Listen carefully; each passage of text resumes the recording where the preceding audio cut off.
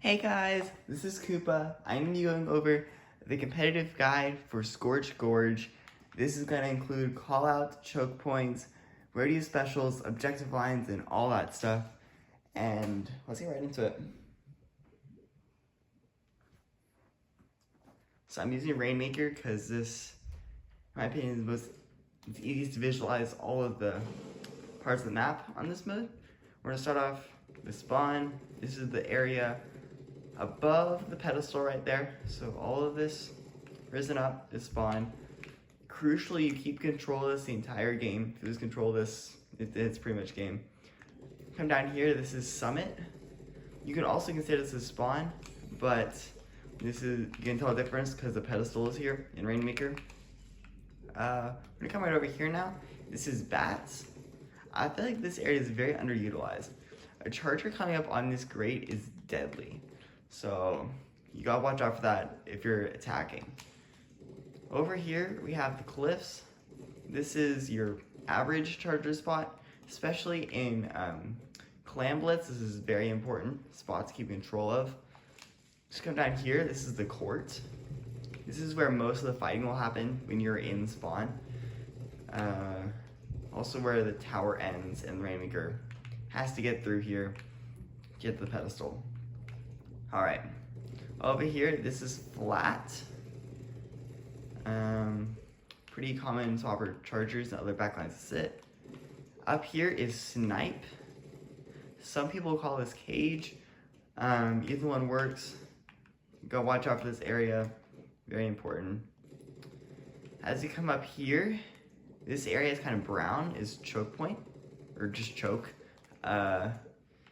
This is where a lot of the fighting happens and where most of the pushes start. Down here, this is ramp.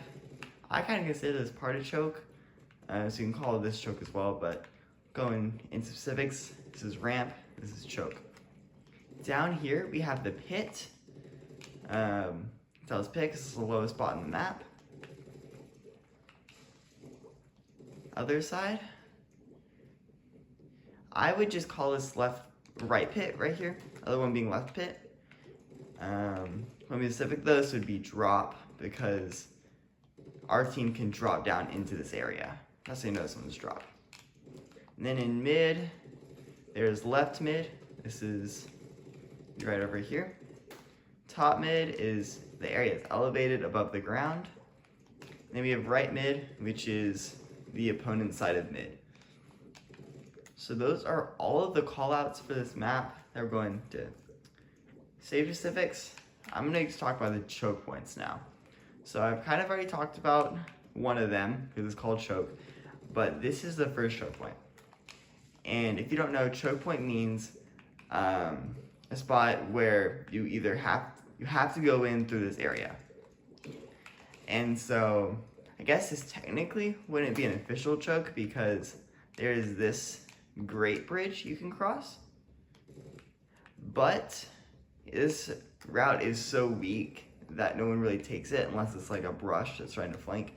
So this is really a choke point. And then the second choke point is right here. This is only used at the very end of Rainmaker or in tower control if you have a really good push. So there's no other way for the attacking team to get into the opponent's spawn without going through this area into summit. So very important that the defenders keep control of this, because if the defenders lose control of this area, it's very hard to get the match back in their favor. So I got in choke points. I'm going to talk about objective lines, starting off with Rainmaker since we're here.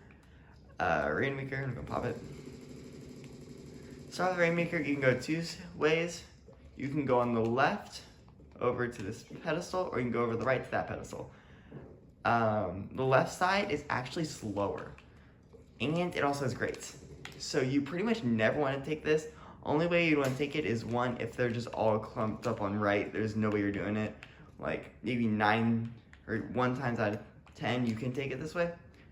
But again, it's so risky and it's really easy for the opponents who are over here just to cycle around and splash you on the grates.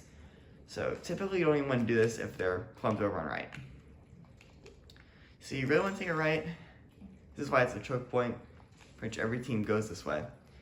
And, oh, I went the wrong way. I am not thinking right now. My bad. So this is where you want to go on the right side here. And one thing you can note, you can actually make this jump. I didn't do it super gracefully, but you can do that. Just painted. And then here, get the Rainmaker into the pedestal. The best way to do it is to kind of go along this wall, kind of hug here, then try to get right here, and then go across. So you want to use this area here for cover. And then if your teammate's trying to protect, you're going to want to get into this position and get into this position, especially a crab tank or something. Crab tank up here can reach here, can get the grates over there. Can't go quite all the way to their bats, or not bats, but summit. They can get all of their bats and the important parts of the cliff. So you want to control this spot. This spot's also useful if you want to kind of get more shots onto bats if they have charger up there. But you gotta watch out. If the backliner is up there, you do not want to take control of this spot because you are a sitting duck. Watch out for that. Okay, so the important parts of this, I'm gonna go over to zones next. Zones is, you're probably gonna see that often on this map, but I mean, some tournaments still run it. Most important thing for this map is that there's no ramp. You'll see in a second. Come over here. It is a one-way drop into mid. No ramp. And so whenever you drop down, you cannot get back up anywhere. The only way you can get back up is going onto the Great Bridge and walking across, which is very exposed. And so you typically don't want to do it. You typically want to either jump out or just fight your way out. I don't know, stay in mid. And the zone here is very big, and you gotta watch out because it can be from any side. You can't see the other side of the zone, even if you're in the zone. Another thing to note is that the top does not count as part of the zone. It is only the actual zone itself. These blocks included do not count as part of the zone. And so the most important place to control on this map is up here. Crab tank is again huge. You can look how far I can go into their base of this thing. I don't know, I don't think I can hit their cliffs, but I can go really far. And pits. The pits are so helpful in zones because flanking is really hard when it's all one-way drops. So using these can be a really good way to do it. Another thing to add is these places right up here are really good crab tank spots. You do not want to pop, if you have your crab tank ready and your team needs to use it, don't use it in here obviously. You want to come up, go like this, come as control. I can get pretty much all of mid from here. And if I went on the other one, on the other side, I'm going to jump out and get more paint on the ground so I can show you. The other one is also very strong. You can go pretty far into their base with it, so. Okay, have it. Let me go over there now.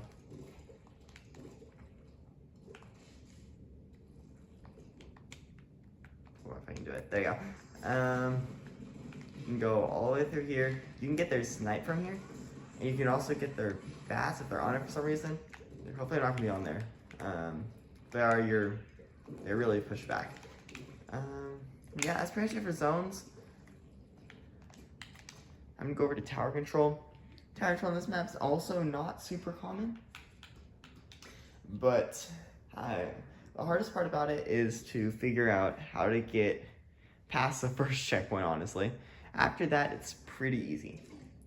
So tower control turns back the ramp on the left side, but it also has very weird elevation right here. It's like that in any other mode, so you just have to get used to it. Along with these grates here. These grates are really good for blasters, so you can just peek shots over. Or sloshers. Sloshers can do the same thing. So this is an interesting path. So you go down here from mid, you go in front of this knight, or flat, and then get the checkpoint. Hardest thing about this is that your team is going to want to go right and push over right, so whenever your tower is done, they can go run right. But the thing is, a lot of enemies will come in on left, and so you got to make sure you have one person on tower and one person watching left. So 2 people, you can have the other 2 people advance if you want. It's very important you have that covered. Now, when you get the second checkpoint, this is the easiest checkpoint to get past because the only way they can really get to you is if they come from over here, which you'll hopefully have teammates up here, or if they flank around this way. Flank around this way, it can be dangerous, but hopefully the person on tower will be able to notice it and call it out to their teammates so their teammates can cycle around and take care of it.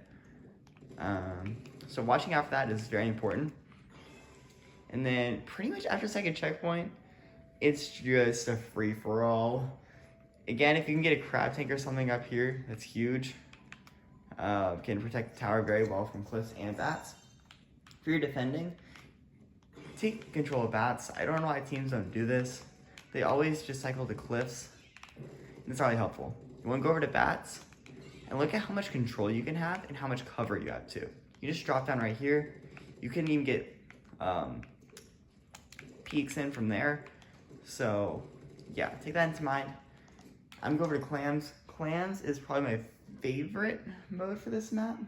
I just think clams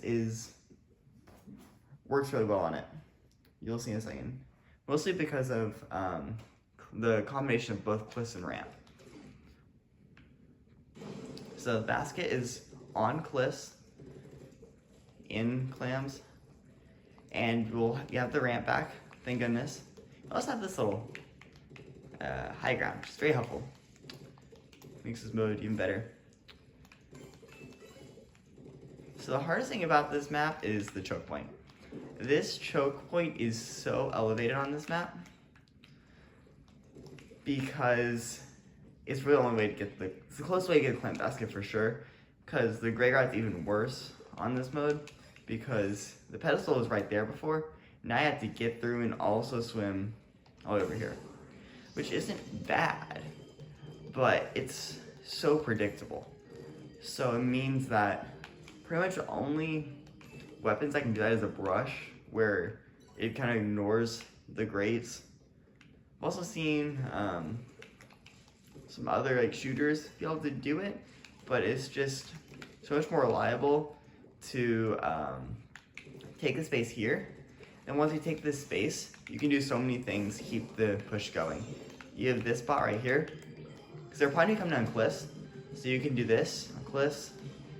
And if they're a team that has less experience, you can either just pop a Zuka here and just throw the shots in, and you're probably gonna get 2 or 3 of them, because they're all just gonna rush in at cliffs to try to stop the push. Hopefully teams that are more experienced will kind of go around here like this, approach from an angle. Sometimes I come around. This approach is very slow though. So yeah, just Clams on Scorch is a really fun mode, and it requires a lot of coordination and allows you to play the game multiple different ways. So yeah, that's pretty much it for this first competitive guide to a stage. Next time I will be doing Eel Tail, I believe. Thank you guys so much for watching. See y'all next time.